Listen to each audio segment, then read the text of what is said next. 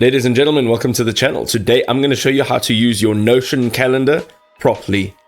Ladies and gentlemen, we are in Notion. I'm going to show you how to use the calendar within Notion properly. Now, if you do have a built-in Teams calendar here, I'm just going to go into meetings on the left-hand side. And what you will essentially see here is upcoming meetings. You'll see all of your meetings here. Now, you can see that you just have a built-in calendar, of course. And this is a meeting within my calendar. You can just click on new and you can create your meeting right over here.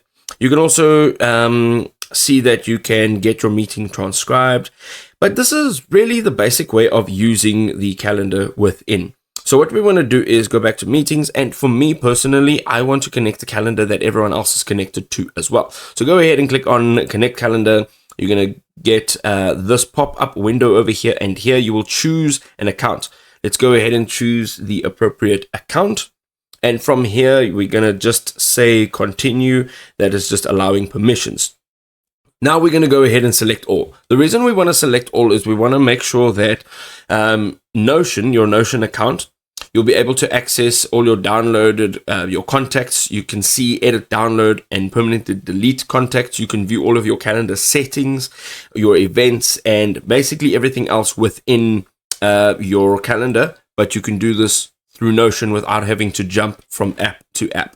You will see we have a calendar connected here, and now we're going to say new event, and we are in Notion's calendar. Once this opens up, you can see that there are a bunch of things that you can do, and this is like a full-on calendar app altogether. You can see on the left-hand side, I've got different calendars within my Google Calendar. And you can see the day view. You can also change this to day, week, month view.